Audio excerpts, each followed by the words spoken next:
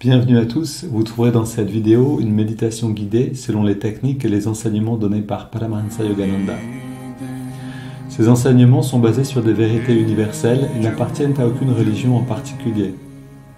La tradition yogique dont ils sont issus les met au service de l'humanité tout entière. Si vous voulez profiter pleinement de cette expérience, prenez le temps de passer par chacune des techniques guidées ici. Elles permettent tout ensemble de mieux goûter à ce que l'on appelle l'état de méditation. Cette vidéo contient également une technique de préparation à la méditation appelée Yogoda, qui sert à la fois à nous recharger en énergie et à développer la perception de celle-ci. Pour apprendre cette technique, ouvrez la liste de lecture « Apprendre Yogoda ». Selon la tradition transmise par Yogananda, un chant précède immédiatement la méditation afin d'orienter nos pensées et nos sentiments vers une fréquence propice. Pour sauter cette introduction la prochaine fois ou pour aller directement au début de la méditation guidée, voyez les repères indiqués dans la description de la vidéo ou dans la barre de lecture. Si vous appréciez le contenu de cette vidéo, vous pouvez nous aider en vous abonnant et en ajoutant un pouce. Ananda francophone vous souhaite une belle méditation.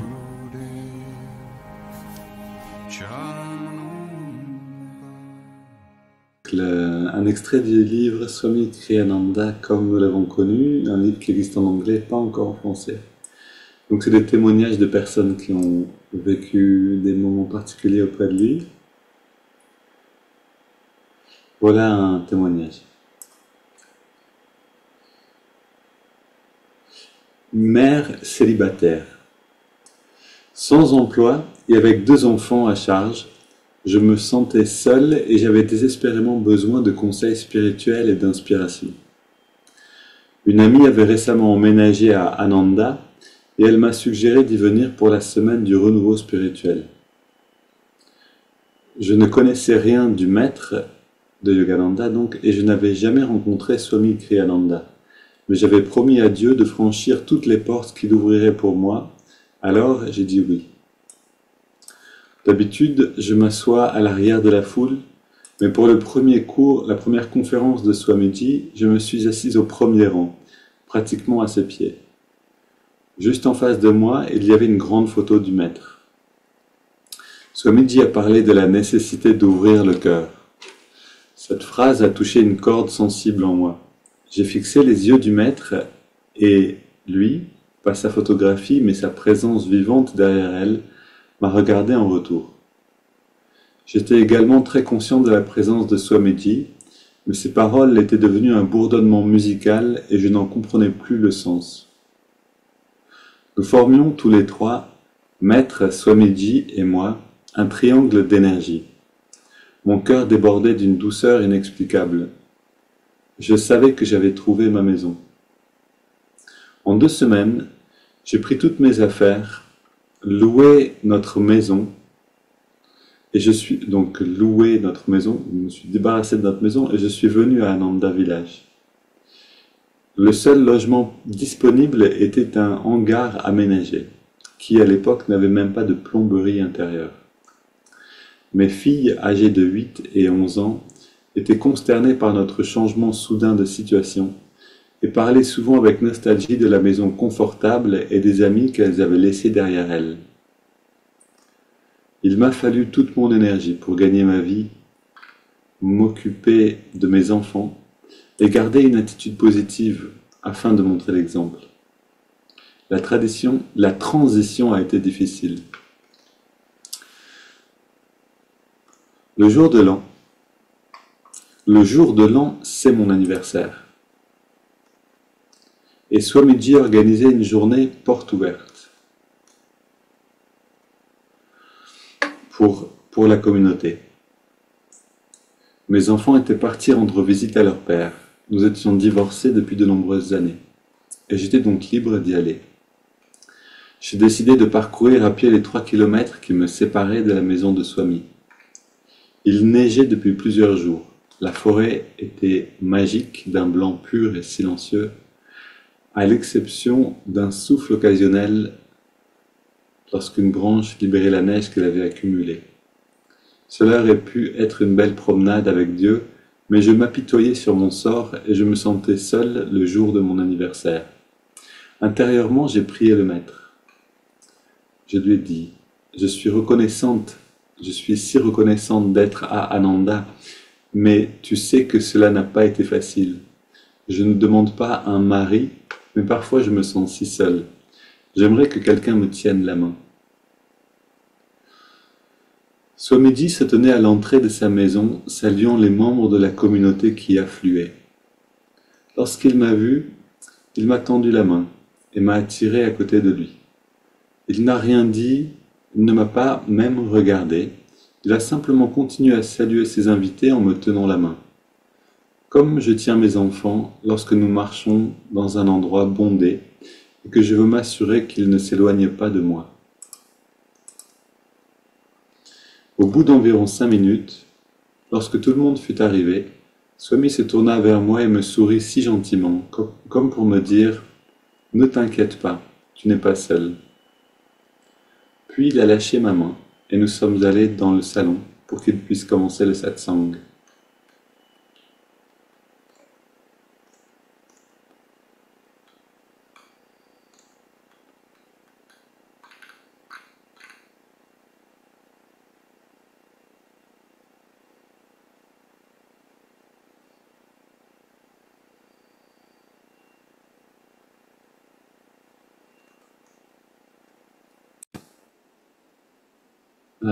Un autre témoignage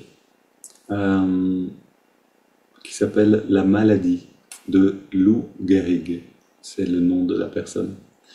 Mon mari avait 40 ans lorsqu'on lui a diagnostiqué la SLA, plus connue sous le nom de maladie de Lou Gehrig. Il était charpentier, un homme grand et robuste. Nous avons 4 enfants dont le plus jeune avait 3 ans. Je connaissais les données médicales, mais il m'était impossible d'imaginer que mon mari ne guérirait jamais, que cette maladie l'affaiblirait, le paralyserait et lui ôterait la vie. Quelques années plus tard, la réalité s'est imposée avec force et je commençais à comprendre ce qui m'attendait. Chaque semaine, je conduisais mon mari chez le médecin. Il avait depuis longtemps perdu la capacité de conduire lui-même. Ensuite, nous nous arrêtions dans une boulangerie locale pour prendre un café et une friandise. S'il se sentait suffisamment bien, nous nous asseyions à l'intérieur. Sinon, j'apportais des choses dans un sac et nous mangions dans la voiture. Ce jour-là, il ne se sentait pas bien, et je suis entré seul pour passer la commande. Swamiji faisait la queue devant moi. J'étais au bout du rouleau. Chaque partie de moi criait « C'est trop, je ne peux pas faire ça. Personne ne peut tenir le coup. Je veux être une femme, pas une infirmière. Je veux un mari qui m'aide à élever ses enfants, pas un invalide que je dois pousser dans un fauteuil roulant. » Je ne suis pas fier de ce que je ressentais, mais c'est ainsi que je pensais alors. Quand j'ai vu Swamiji, j'ai pensé peut-être qu'il pourrait parler à quelqu'un. Dieu, au maître, je me moquais de savoir à qui, mais je voulais juste que quelqu'un fasse quelque chose. Il y avait tant de choses que je voulais dire à Swamiji, mais tout ce qui sortait, c'était « je ne pense pas que j'y arrive ». Swamiji m'a regardé avec une telle compassion et m'a dit simplement « tu deviendras plus forte ». En d'autres termes, n'essaye pas d'avaler tout d'un coup. Prends une cuillère à café à la fois. C'était un conseil parfait pour moi. Je sais comment mettre un pied devant l'autre. Plusieurs années après le diagnostic, alors que mon mari était très malade, il a demandé lui-même à Swamiji « Comment dois-je prier ?» La question sous-jacente était « Dois-je accepter cela comme la volonté de Dieu ou dois-je demander d'être guéri ?» Swamiji a répondu « Ne prie pas pour quoi que ce soit, prie simplement. Sois dans un état d'ouverture et de communion avec Dieu. Remets ta vie entre ses mains. » La réponse de Swamiji a été un énorme soulagement. À la difficulté de la maladie elle-même, s'ajoutait l'idée persistante dans l'esprit de mon mari qu'il devait faire quelque chose à ce sujet. Swamiji lui disait maintenant: sois simplement avec Dieu. Je suis devenue plus forte, comme Swamiji l'avait dit, et les dernières années de la vie de mon mari ont été les plus douces de notre mariage.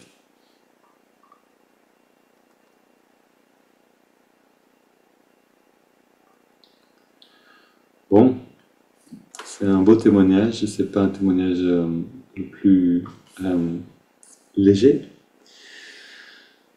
Je me rappelle quand j'avais entendu ça, que quand le film Finding Happiness a été tourné,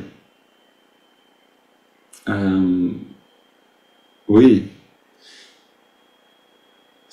le film donc Finding Happiness qui montre Ananda dans cette joie, dans cette lumière, et puis pendant que Swami tournait une scène, derrière lui, euh, il y avait une famille en fait, enfin derrière lui, dans l'autre maison qui était adjacente, donc le mur juste derrière, en fait, il y avait une personne qui était en train de terminer sa vie d'un cancer, et la famille qui était là à accompagner tout ça, et Swami qui était là aussi pour lui.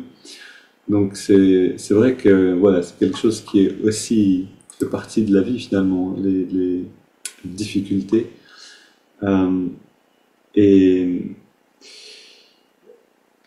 il y a cette profondeur aussi qui est là, bien sûr, hein. Swami était là pour les personnes, pour voilà, donner un coup de pouce et amener de la joie, et puis aussi pour les personnes qui devaient mourir.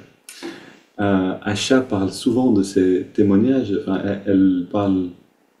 Elle a dû. Donc Asha, c'est la personne qui est déjà venue en France et qui va revenir en octobre. Vous êtes tous invités, on va vous expliquer un peu plus le programme. Elle va venir ici dans la ferme et elle va donner des conférences. On va proposer un cours particulièrement pour vous qui suivez le deuxième module, parce que ça sera, voilà, il y aura une thématique qui sera adaptée à ça. Mais donc ce que disait Asha et ce qu'elle dit régulièrement, c'est qu'elle a accompagné une douzaine de personnes dans la mort. C'est-à-dire qu'elle est allée à l'hôpital et elle les a accompagnés jusqu'au dernier moment. Et, et elle dit que c'est des plus belles expériences qu'elle a vécues finalement, parce que c'est quelque chose qui lui a donné aussi, et elle pourra le dire mieux que moi bien sûr, mais à voir ce qui se passe en fait au moment où on laisse le corps derrière nous. Et comment pour certains ça peut se faire facilement, pour d'autres ça va demander un effort. Et, et l'aide que peut apporter un groupe autour de la personne à ce moment-là, voilà, c'est assez fascinant de voir en fait ce qu'elle raconte à partir de là. Aussi des manières, c'est-à-dire que c'est intéressant de voir euh, quand les personnes ont médité dans leur vie et sont déjà habituées à ne pas nécessairement être identifiées au corps, qu'il y a une transition différente. Elle voyait ça, par exemple, il y avait une personne qui partait et sa respiration s'arrêtait, donc tout le monde pensait ok, c'est la fin. Puis après un long moment, elle reprenait une respiration et, et il y avait à nouveau un rythme comme ça. Puis à nouveau, elle laissait sa respiration, puis à nouveau, elle revenait, elle respirait. Et il y a une infirmière dedans qui disait, ça arrive quelquefois quand les personnes ont une affinité avec la méditation, que voilà, il y a des départs comme ça qui se font petit à petit. C'est un petit peu comme si elle quittait son corps, puis elle revient, puis elle repart, puis elle revient. Et c'est vraiment, en fait, hein, c'est là où l'enseignement du yoga devient très concret. Euh, le but du yoga, c'est pas juste de mourir, on est d'accord, mais mourir, c'est une renaissance. Et on pourra, c'est ce que nous dit Yogananda dans le chapitre, je ne sais pas si c'est le chapitre 34 ou 36, il faudra vérifier, de l'autobiographie d'un yogi. Qu'est-ce qui se passe après? Qu'est-ce qui se passe après? Et est-ce qu'on peut rester conscient finalement de ce qui se passe après la mort? Et après la renaissance en réalité, après la fin du corps et la liberté de l'esprit. Et ce que nous dit Yogananda à travers ses livres, c'est que pour ceux qui ont habitué leur conscience à exister sans le corps, ça peut être possible. C'est-à-dire, autrement dit, pour ceux qui ont habitué leur conscience à exister sans les limites du mental et du corps, alors le monde astral n'est pas étranger. Et donc, on peut avoir des personnes qui restent conscientes, qui vont dans le... On a ça dans les expériences de proche mort, souvent, hein, des personnes qui restent complètement conscientes et qui ont des interactions, qui voient des personnes, qui échangent d'une certaine manière, télépathiquement, ou, puis qui retournent dans leur corps et qui doivent continuer encore un petit peu à vivre. Euh, mais ça n'arrive pas à tout le monde. C'est-à-dire qu'il y a aussi cette chose que si on n'est pas du tout en relation avec la spiritualité, quand on quitte le corps, on est dans un grand sommeil d'inconscience. Et donc c'est quelque chose qui se développe de vie en vie. Finalement, c'est la capacité à exister sans le corps et le mental. C'est-à-dire sans le corps, on va dire plutôt, et la personnalité. Je ne sais pas exactement définir ça. Je crois que le mental, c'est ce qui nous accompagne dans l'astral, bien sûr. Mais nos habitudes de pensée, notre perception, etc. Et donc s'il a des limites trop étroites d'identification, ben, il va simplement censurer un petit peu ce qu'on va vivre, et on va rester dans une sorte de sommeil, dit Yogananda, et ensuite, quand on se réincarne, on est à nouveau conscient. Alors que si on peut justement aller dans cette liberté-là dans la méditation, on peut rester entièrement conscient et décider de continuer le voyage sans nécessairement devoir revenir payer ses impôts. Ok, affronter le monde de la matière. Mais on est bien ici aussi. Réjouissons-nous. Ici, on peut manger des gâteaux, on peut boire du thé, on peut se réjouir de la matière aussi. Le froid et le chaud, ça c'est quelque chose qu'on ne peut pas faire comme expérience dans le monde astral. Alors, il y avait un ami qui me disait à l'ashram Dhamma, il disait, parce qu'il m'expliquait ça aussi, moi j'étais tout nouveau avec tout ça, et je lui demandais des choses, puis il me disait, quand on se réincarne, en fait, hein, on a encore un désir quelque part. Alors, on est dans le monde astral, on est bien, puis tout d'un coup on se dit, j'ai envie d'une pizza. Et hop, on se retrouve dans le ventre d'une maman, et là on se dit, mince. Et c'est quand on sort, et c'est Yogananda qui dit ça, quand on sort, donc l'enfant quand il naît, le cri de l'enfant, de comprendre ce cri. Un cri d'anxiété de devoir à nouveau dealer avec tous les problèmes de la vie, du monde incarné. Mais nous, on est là, donc on n'a plus qu'à se réjouir et à faire le mieux de tout ça. Donc on va maintenant méditer et rentrer justement en contact avec l'énergie. J'installe juste l'ordinateur au bon endroit.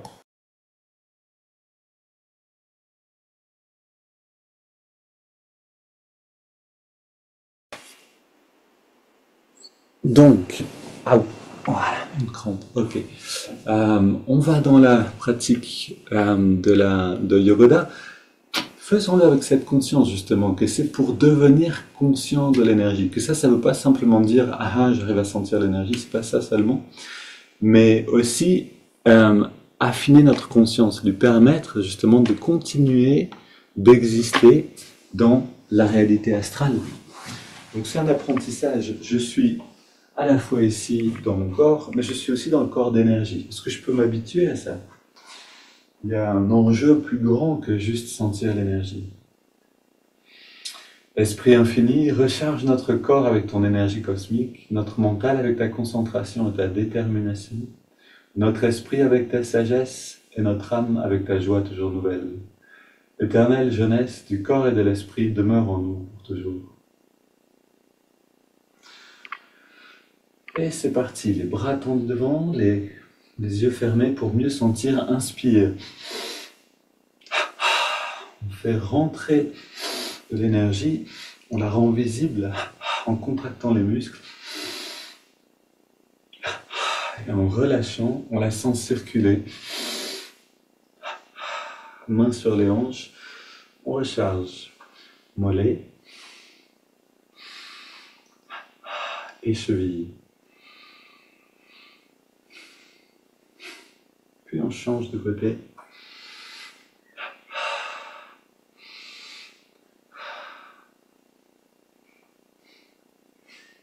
Pied gauche devant, avant-bras et mollet gauche.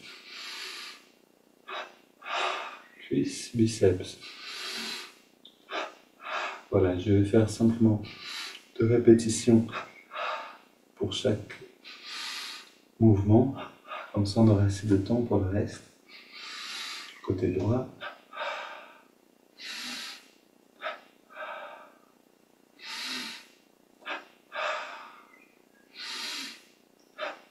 et les deux côtés ensemble. Et ces premiers mouvements qu'on est en train de faire sont vraiment excellents pour rendre l'énergie apparente. C'est les plus grands muscles du corps qu'on est en train de manier. Les muscles des membres, les quadriceps, les muscles des cuisses, les plus larges, les plus longs. Et donc on peut vraiment sentir cette vague d'énergie qui vient dans le corps. Prenons un instant pour bien sentir tout ça. Qu'on existe aussi à ce niveau-là. Puis on continue, fesses gauche, poitrine à gauche. Et à droite.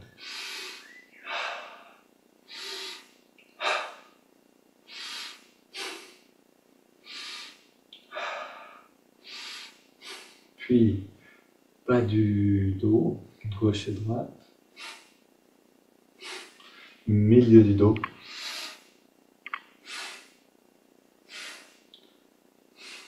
Et le haut du dos.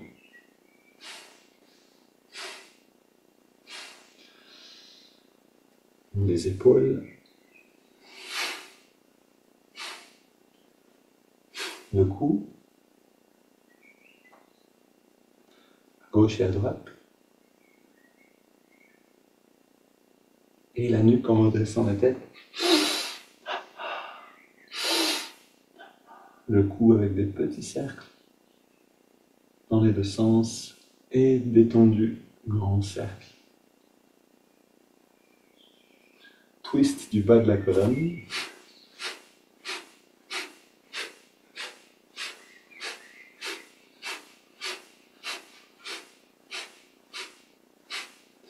Main sur les hanches, les jambes légèrement écartées et deux cercles ici en engageant les muscles le long du dos. Ça, c'est quelque chose qui nous intéresse, sentir l'énergie le long de la colonne, pour pouvoir sentir l'énergie dans la colonne. Ici, on pousse sur la gauche et vers la droite. Ok, les pouces sur les vertèbres.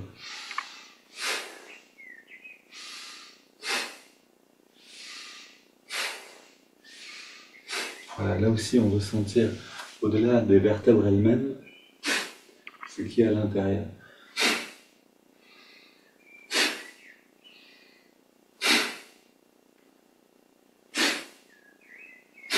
Ok, on tapote sur la tête.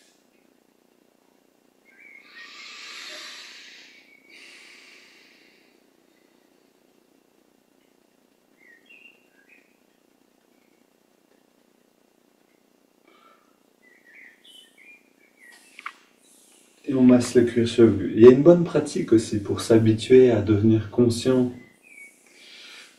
sans le corps physique, c'est d'essayer de se rappeler de ses rêves. Quand on se réveille, de rester immobile, un petit instant, on essaie de se rappeler de ses rêves.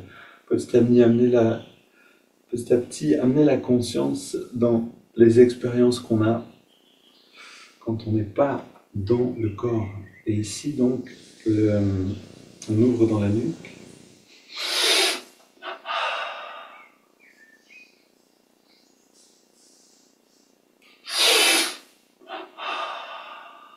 Ok, on entrelace les doigts au-dessus de la tête, on contracte biceps à gauche et à droite. Puis tous les muscles. Encore une fois. Le pied gauche et on relâche. Puis le pied droit et on relâche. Le mollet gauche, mollet droit. Cuisse gauche, cuisse droite. Fesse gauche, fesse droite. Bas du ventre, haut du ventre. Avant-bras gauche, avant-bras droit.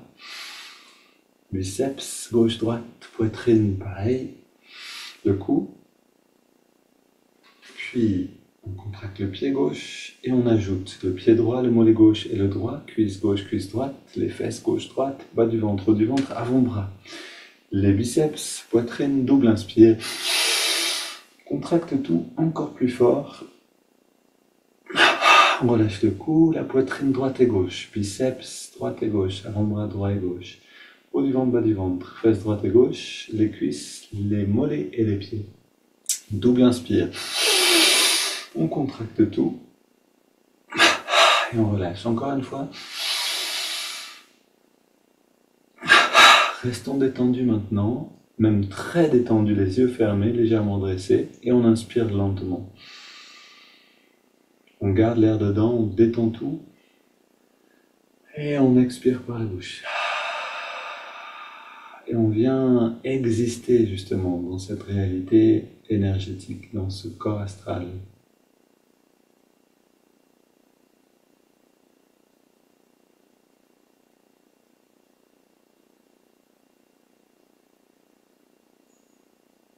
Une des choses qu'on sent assez facilement, c'est au niveau des mains, un changement de perception. J'avais une amie en yoga qui me disait à chaque fois, j'ai l'impression d'avoir des gros gants autour des mains. Continue avec les... C'est assez fort, vous m'entendez? Ça va? Ouais, ok. On continue ici.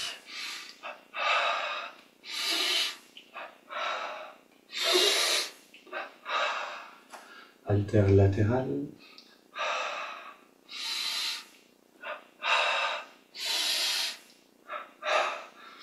Petit cercle, on s'envole. On a l'impression de battre des ailes. Ok, puis vers l'avant.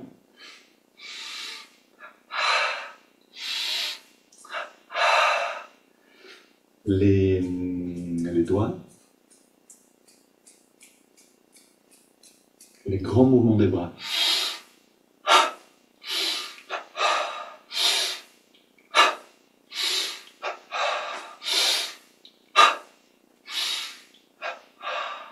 Puis on se lève. Bras gauche tendu et droit. Comme un poids dans la main. Latéralement.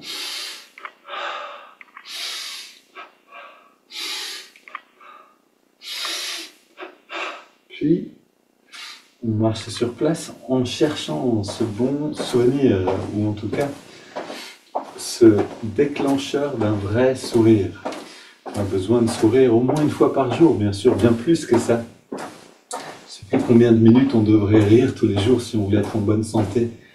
On court sur place. Je suis positif, énergique, enthousiaste.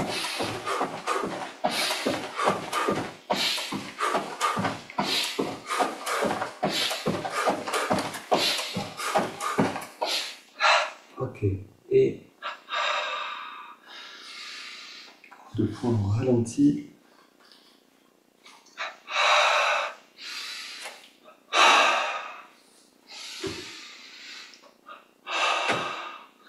Soulève avec les bras derrière. On relève devant.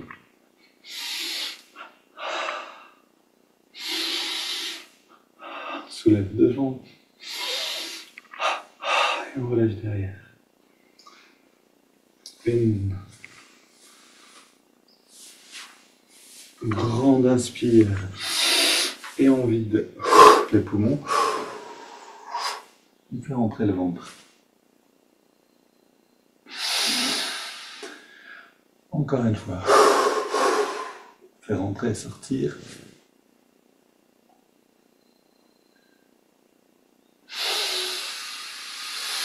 Une dernière.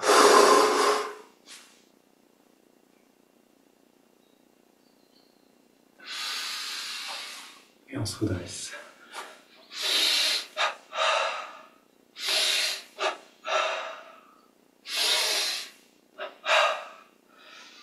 Mollet. Voilà, et sentez au fur et à mesure. Au début, c'est vrai qu'on pense vraiment à chaque mouvement, on essaie de les faire bien, mais avec le temps, on peut plus aller dans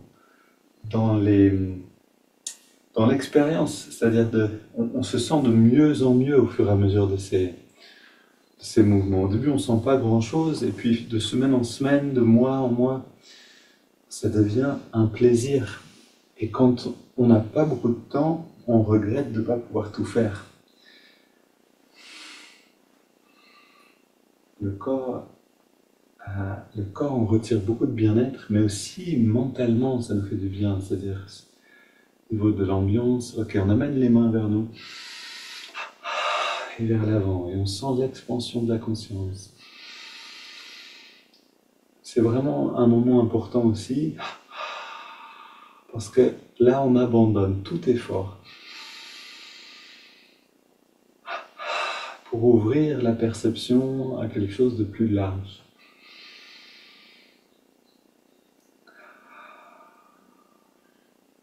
Et c'est quand on s'y attend le moins que tout d'un coup, on se rend compte qu'on sent des choses qu'on ne sent pas d'habitude.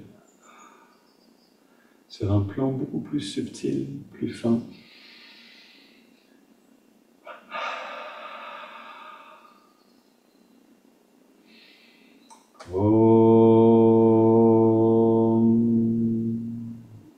Puis on relâche les bras le long du corps, les yeux sont fermés.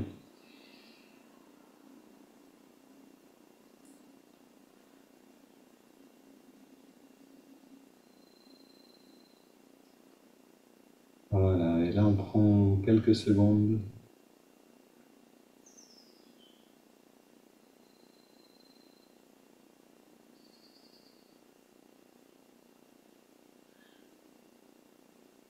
pour profiter, aussi pour se familiariser avec cette subtilité, légèreté, l'insoutenable légèreté de l'être. C'est le beau nom de ça.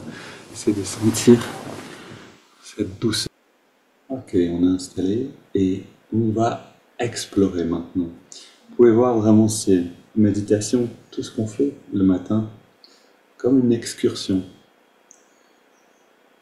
On part, on a le sac à dos, on a un bâton pour marcher, pour monter, on fait des pauses et puis on va plus loin. On fait des pauses pour sentir, pour regarder un peu l'endroit où on est, puis on va un peu plus loin. Et donc là, on fait une petite pause avant d'aller plus loin à l'intérieur. On est assis, confortable. Et cette excursion, donc, qui est un retour vers la source, c'est une exploration, on pourrait dire, de la conscience elle-même, si on veut, on peut dire de l'intérieur de nous-mêmes, ou du royaume intérieur, et on a besoin d'apprendre à le voir. Donc au début, quand on est simplement habitué au monde de la matière, on ne voit pas les réalités intérieures, parce qu'elles ne sont pas aussi piquantes pour les sens, elles sont plus légères. Et le chant qu'on va chanter maintenant, c'est justement une demande, révèle-toi, c'est les seules paroles. Une demande pour que de l'autre côté, on nous aide à sentir ce qui est là.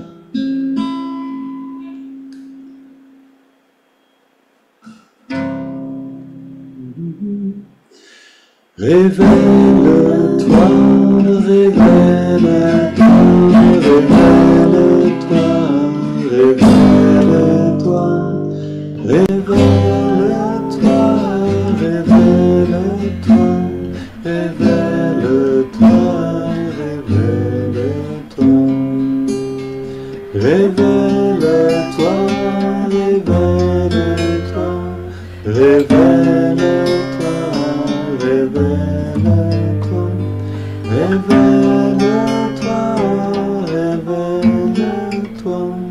révèle-toi, révèle-toi.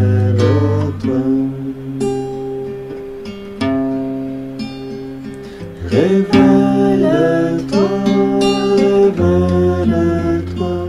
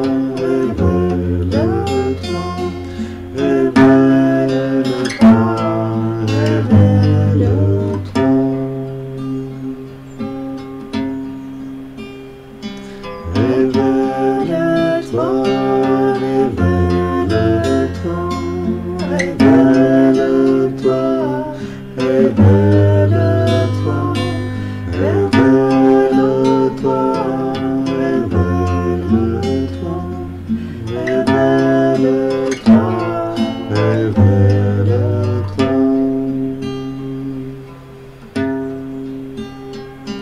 révèle-toi, révèle-toi, révèle-toi, révèle-toi, révèle-toi, révèle-toi,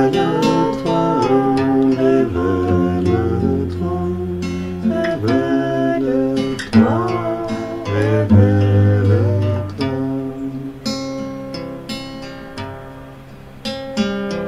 Révèle-toi,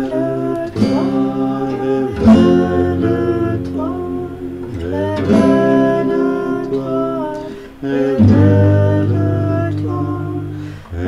révèle-toi, révèle-toi, révèle-toi, révèle-toi.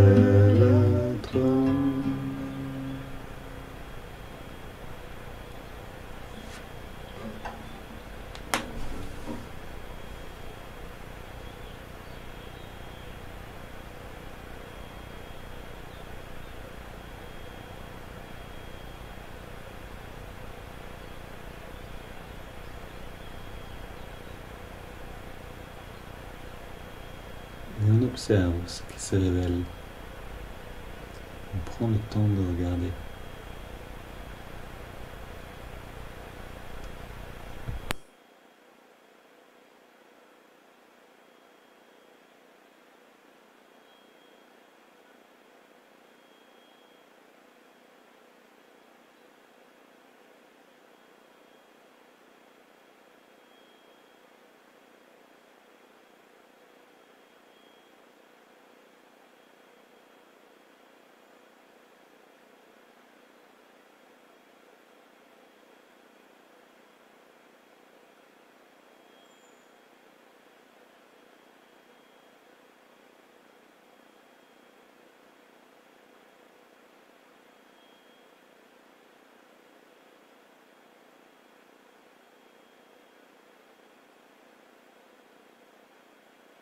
Puis on respire profondément dans cette ambiance que le chant a amenée.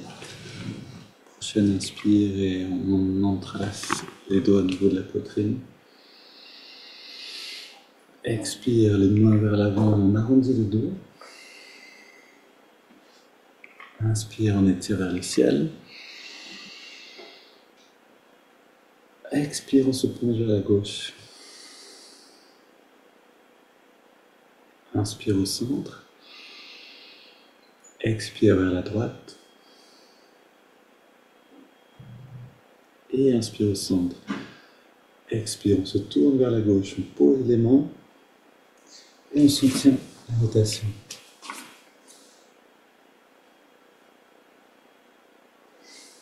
Et on revient au centre. Inspire vers le ciel. Expire à droite.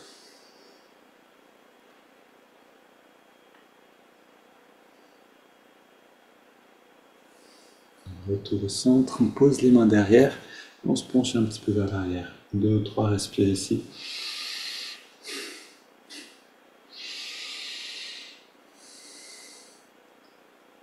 Et on revient au centre. On pose les mains sur les cuisses, paumes vers le ciel. Dos dressé détendu, les yeux fermés. Et on prend 20 grandes respires.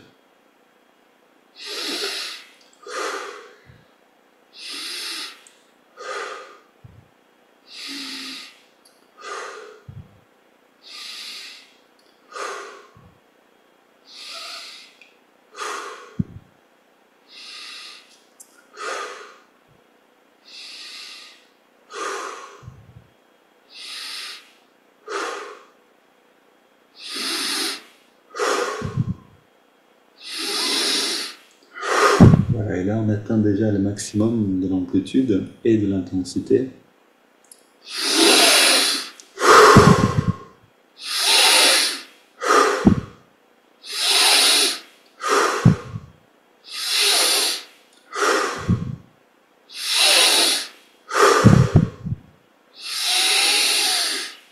On va prendre 5 dernières.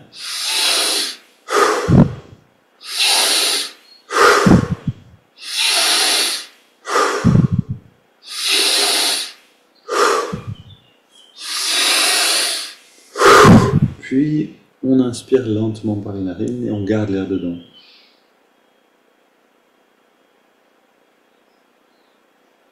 Poumon bien plein. On retient le souffle, on détend tout au maximum. Comme si on était en apesanteur et on expire en laissant l'air sortir sans faire d'effort. Puis on s'arrête simplement et on ressent.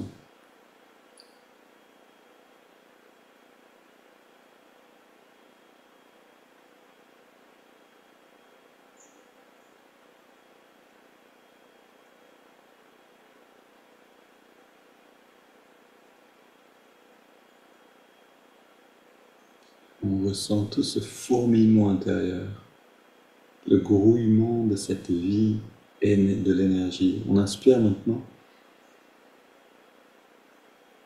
On garde l'air dedans et on rentre le ventre, on contracte le périnée, on relâche et on expire.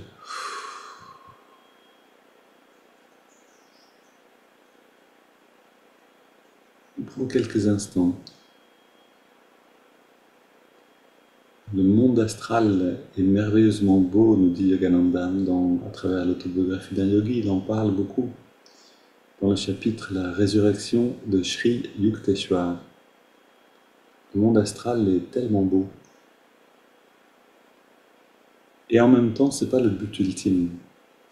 En fait, il est tellement beau ce monde, il y a des mondes tellement beaux dans l'astral que ça peut devenir une tentation de vouloir en faire un but.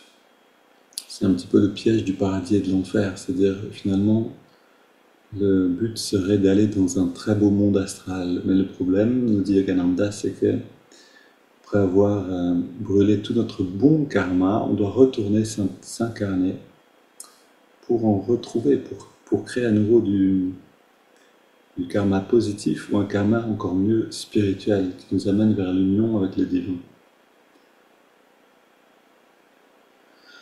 Et donc, on est conscient que voilà, ce qu'on ressent maintenant, c'est très agréable, cette réalité du monde astral qui se révèle un petit peu à travers le pranayama, à travers les respirations, l'intériorité. Et en même temps, c'est qu'un passage. On va plus loin que ça. On va plus loin, on va vers la félicité elle-même.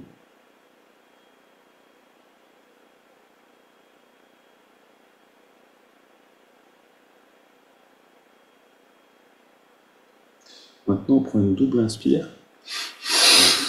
On contracte tous les muscles du corps et on relâche tout à l'expire. Encore une fois, plus intense, avec plus d'intensité.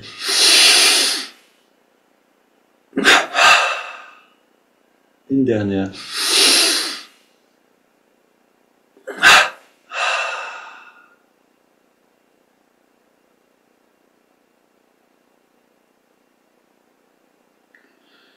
On peut sentir à chaque fois qu'on est en train vraiment d'apprendre à traverser les mondes, à traverser les dimensions pour rejoindre la source. On ne veut pas se perdre dans le monde matériel, ni dans le monde astral, on va aller au-delà de tout ça. Et on essaie de sentir à chaque fois la joie qui est derrière tout ça, qui est l'énergie qui sous-tend toute chose. Quand vous sentez un petit peu de cette joie, prenez le temps de rassembler les miettes de tout ce que vous pouvez sentir pour que ça devienne plus consistant. Et maintenant, dans cette détente, on inspire lentement par les narines en ressentant l'énergie remonter le long de la colonne jusqu'à 5. C'est parti.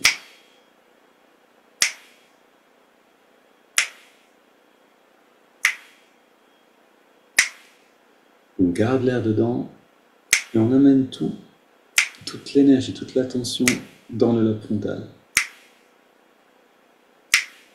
Puis on expire.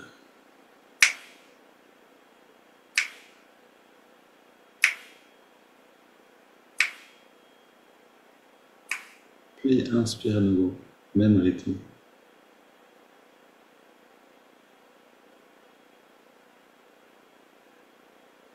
On garde l'air dedans.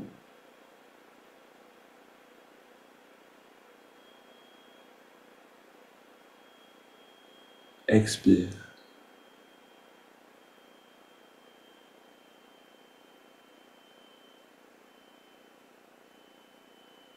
Inspire.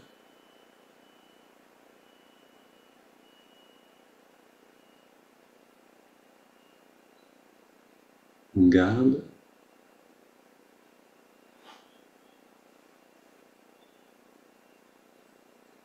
Expire.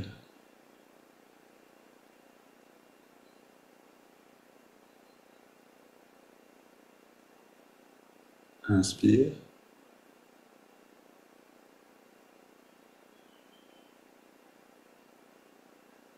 On garde.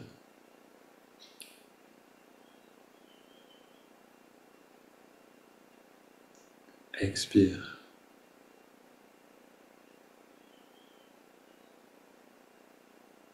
On prend maintenant une grande inspire et on laisse le corps respirer de lui-même.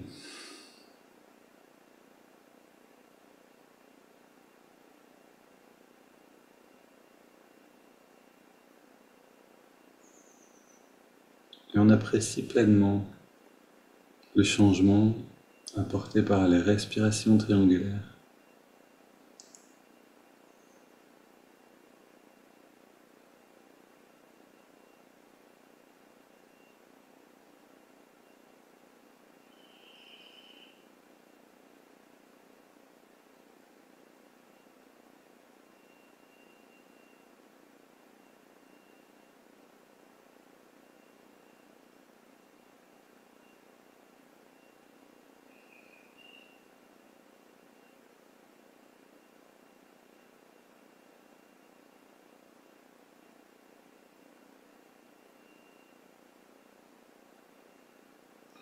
Et si on peut déjà sentir qu'on est bien, on n'a envie de rien, on n'a envie de rien d'autre, alors on est déjà au contact avec la source, même si c'est juste un petit peu.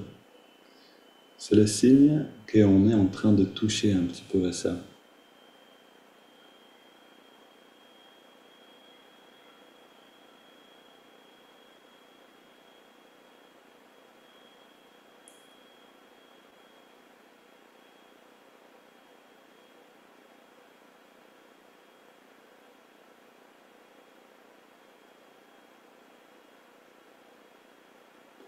Et maintenant, on amène l'attention dans les narines et on trouve l'endroit où on sent l'air le mieux.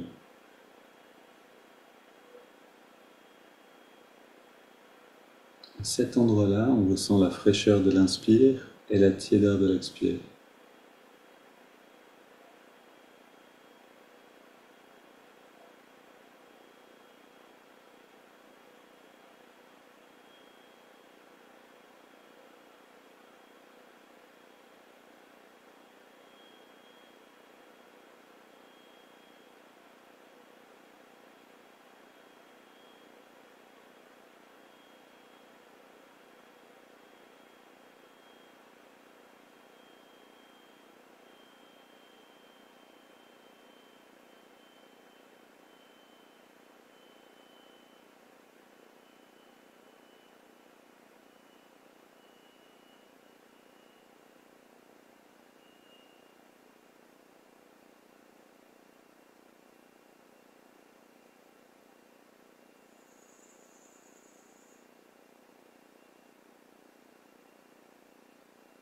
Que l'expérience du souffle devienne une manifestation de cette joie, de cette félicité qui est derrière toute chose.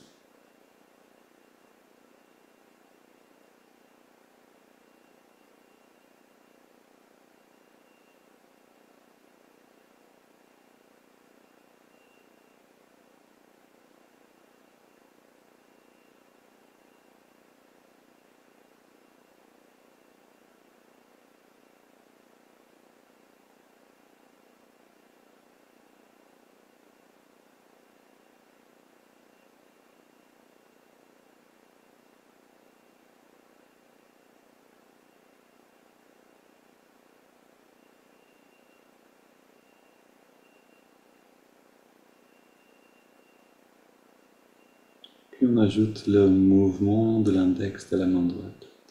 Sauf si votre corps a déjà disparu de votre perception, si le physique, si je veux dire, si le matériel est déjà derrière vous, c'est pas la peine. Mais sinon, et c'est bien de le garder comme habitude, commencez à amener un petit peu l'index vers la paume de la main à chaque inspiration naturelle et à chaque expire on relâche complètement. Et là, relâchez tous les muscles. Ce sont les tensions qui nous gardent captifs du corps. Donc on a besoin d'apprendre à devenir conscient des tensions et à les relâcher.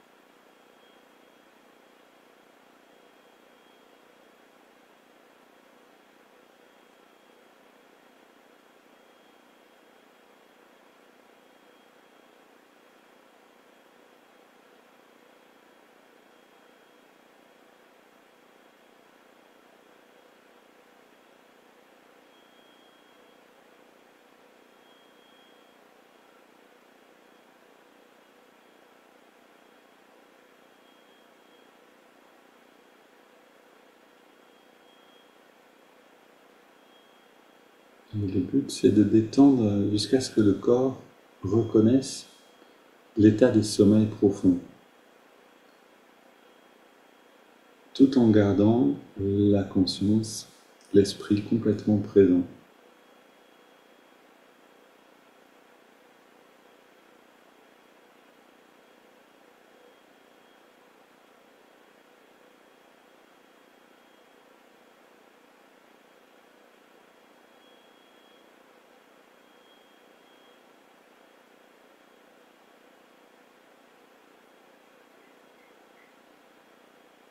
Puis on ajoute le mantra Hong So qui affirme notre véritable identité. Hong, je suis, accompagne l'inspire, So, cela, ou ce qui est, et So accompagne l'expiration naturelle.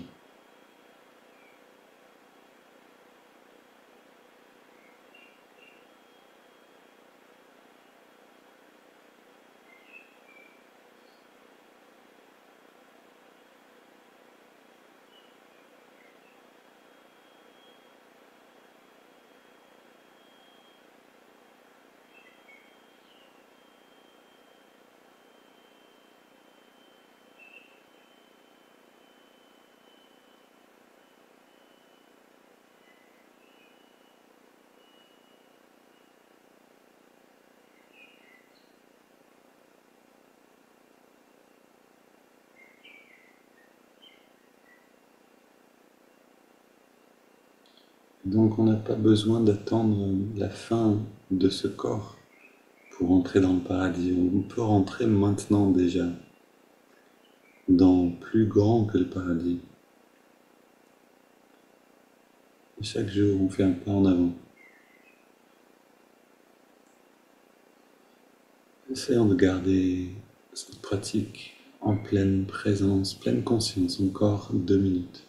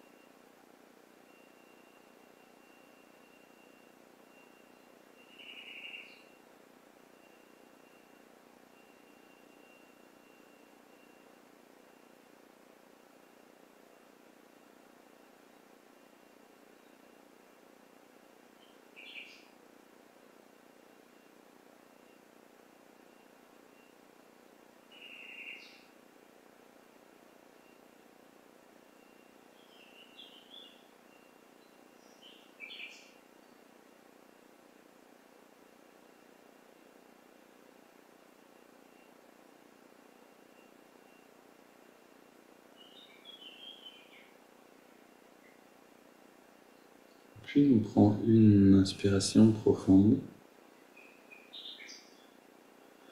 On expire en 3 fois.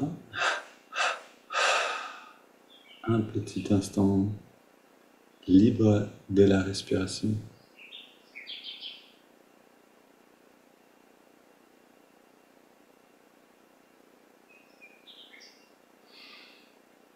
Puis on laisse le corps respirer de nouveau naturellement.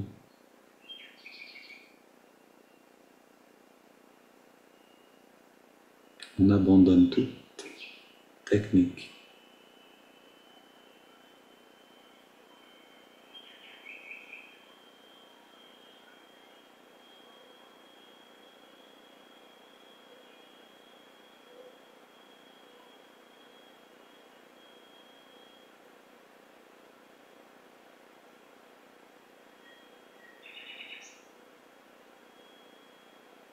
On goûte pleinement à ce qui est maintenant.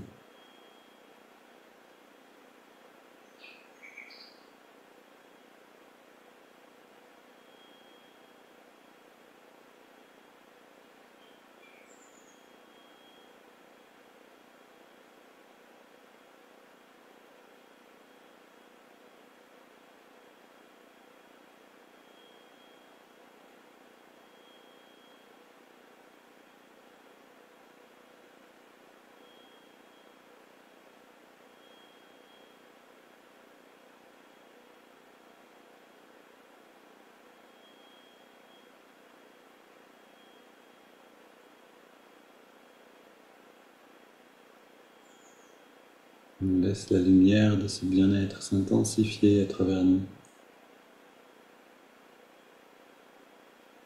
remplir chacune de nos cellules.